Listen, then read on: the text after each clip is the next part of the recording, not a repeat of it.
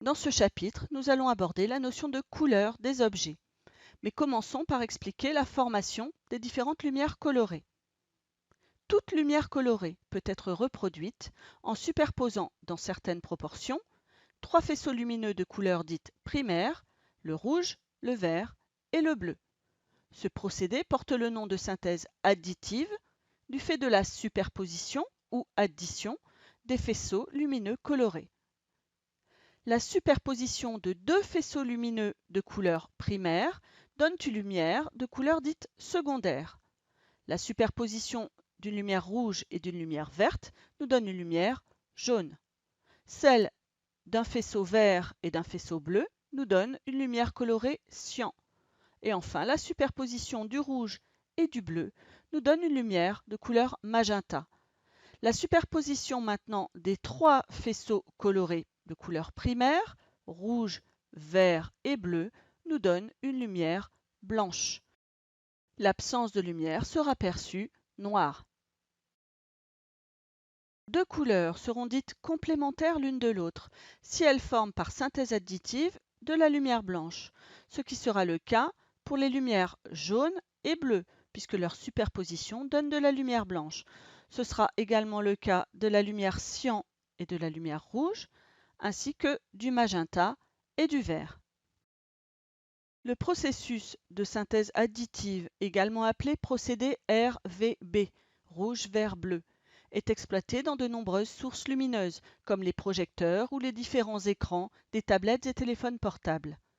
Un écran plat est constitué d'un grand nombre de petits éléments, les pixels, eux-mêmes constitués de trois sous-pixels, un rouge, un vert, un bleu. L'œil, lorsqu'il perçoit la lumière issue de chacun de ces trois sous-pixels, n'est pas capable de les distinguer les uns des autres.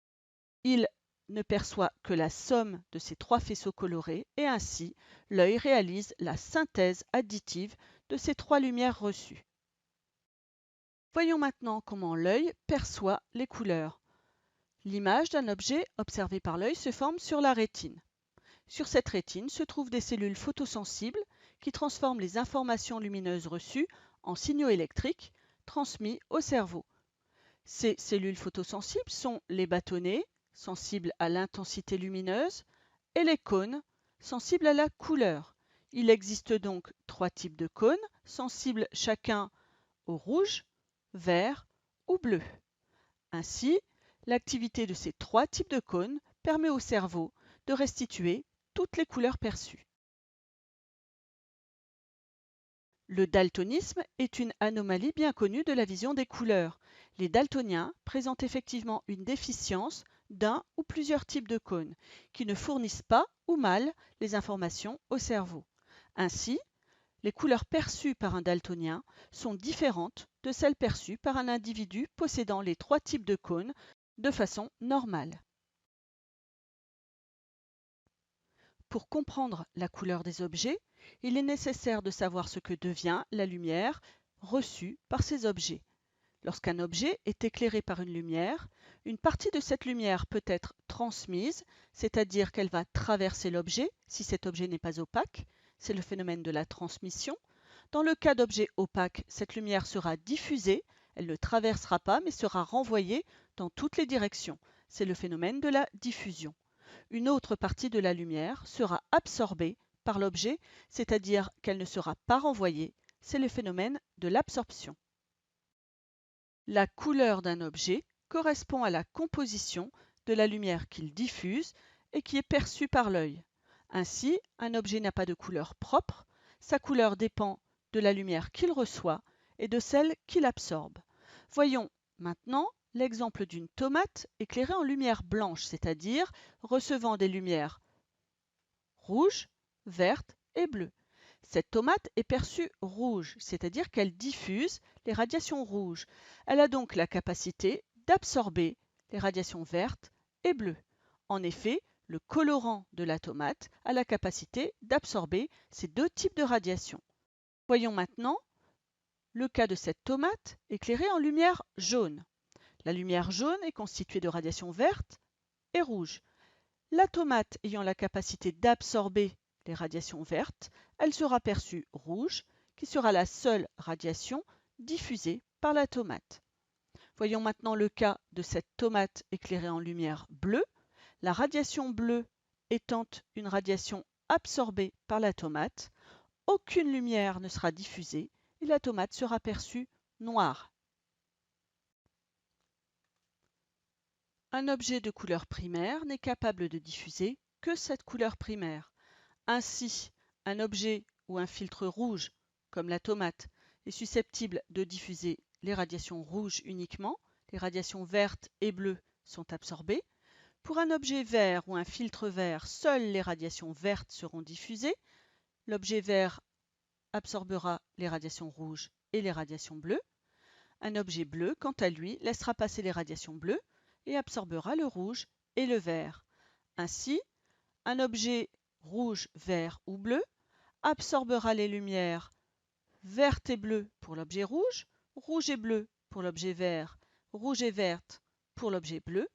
Un objet rouge est qualifié d'objet moins vert, moins bleu. Un objet vert sera qualifié d'objet moins rouge, moins bleu.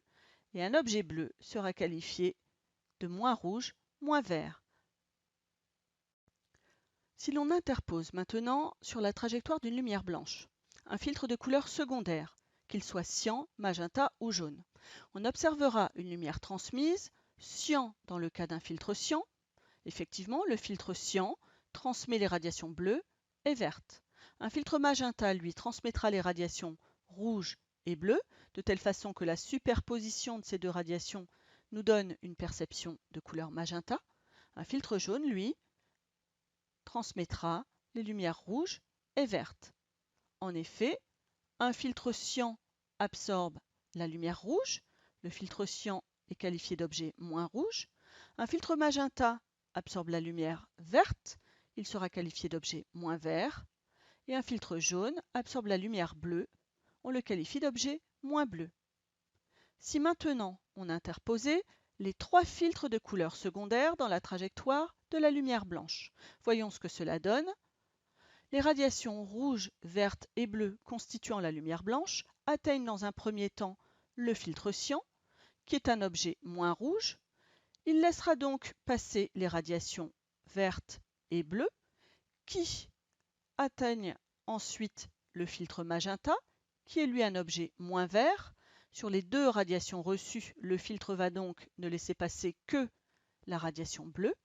Cette radiation bleue va ensuite atteindre le filtre jaune, qui lui est un objet moins bleu et qui absorbera donc cette radiation. Aucune lumière ne sera transmise, on observera du noir.